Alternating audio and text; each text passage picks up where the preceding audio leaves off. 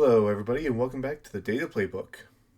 So, this is week 5. I missed out on Thursday night's game because there was too much going on, and I had this tool not quite working, so it just wasn't worth the video. But we're back at it for Sunday morning at 9:30 with Minnesota at Cleveland. But really, it's in London.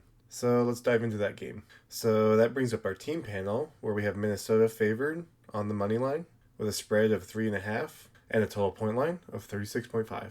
You have Minnesota for a rank of 19 in both passing and rushing in the NFL right now. Minnesota is the 5th best at stopping the pass and the 24th best at stopping the rush.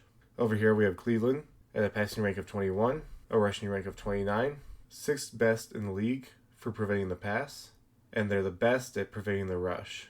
Looking at our team averages, we have 213.2 passing yards per game for Minnesota, 109 rushing yards per game.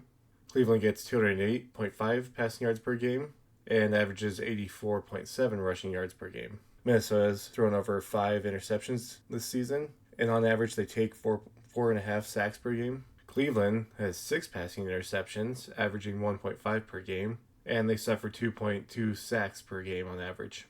Looking into the defense, you have 171 passing yards allowed per game for Minnesota and 130 rushing yards per game allowed. Cleveland has allowed 172.2 average passing yards per game, but only allows 70 rushing yards per game.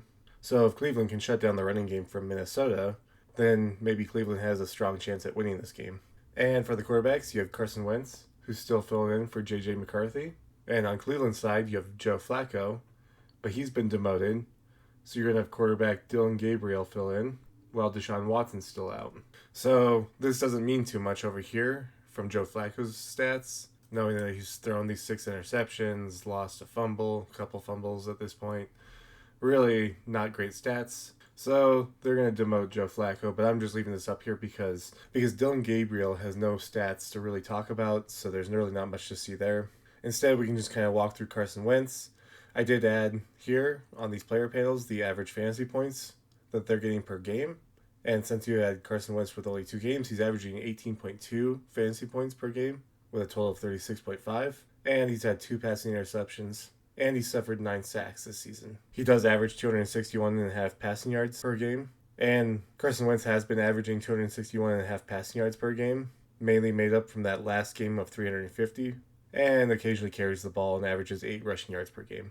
And going into the running backs, you have Jordan Mason for the Vikings and Quinshon Judkins for the Browns. Mason's had 42.1 fantasy points, 48.1 PPR, averaging 10.5 per game, 12 for PPR. Judkins has had 40 fantasy points, 40.8 PPR, averaging 13.3 fantasy points per game, 16 in PPR. Neither of them have lost any turnovers. And so then if we look at the averages, you have Jordan Mason with a 67.7 rushing yards per game and averages 7.5 receiving yards per game.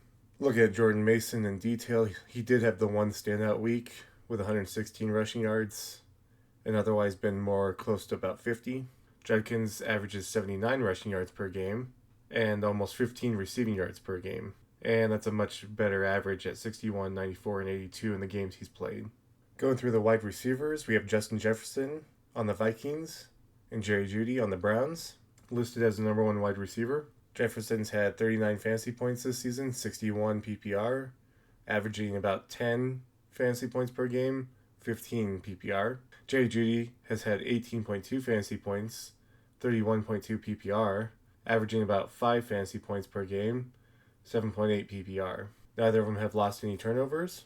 And looking at the averages, you have 81.5 receiving yard average for Justin Jefferson and a 45.5 receiving average yard for Jerry Jeudy. Week by week, you had Justin Jefferson with 2 weeks over 100, last week with 132. Worst week with almost 50 receiving yards, coming out with the largest share for his team. Jerry Jeudy also having a bad week with 17. And Jerry Jeudy also with a large percentage of his team's share, although he only had 17 receiving yards as his worst week and 66 as his best week. So much lower numbers overall for the team. And finally with the tight ends, you have TJ Hawkinson for the Vikings and David Njoku for Cleveland. Hawkinson's had 17.5 fantasy points, 30.5 PPR, averaging less than 4.5 fantasy points per game, 7.6 in PPR. Nyoku's had 12.8 fantasy points, 26.8 in PPR, averaging 3.2 per game, 6.7 in PPR. Neither of them have lost any turnovers. Hawkinson averages 28 receiving yards per game, while Nyoku averages 32 receiving yards per game. If we break it down, we can see that they look kind of similar, just in different weeks, having a low of 11, high of 40 for Nyoku, low of 12, high of 49 for Hawkinson. The big difference in fantasy points being that touchdown for Hawkinson. There you have it for Sunday morning football. Hope you enjoyed. Let me know what you think, what you would do better. I have some updates coming that will have more of the defense involved. I'm working on a depth chart, so it's more easy to bring up those comparisons at a click of a button. So there's some other stuff in the works that we'll see more improvements physically soon. Anyway, so that's all I got. So thank you so much for watching, and I'll see you next time.